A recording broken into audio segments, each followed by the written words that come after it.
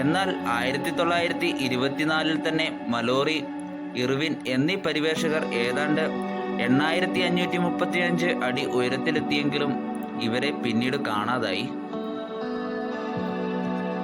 പിൽക്കാലത്ത് 1933 ഒരു പരിവേഷണ സംഘം മല്ലോറിയുടെ മഞ്ഞുകുത്തി കണ്ടെത്തി.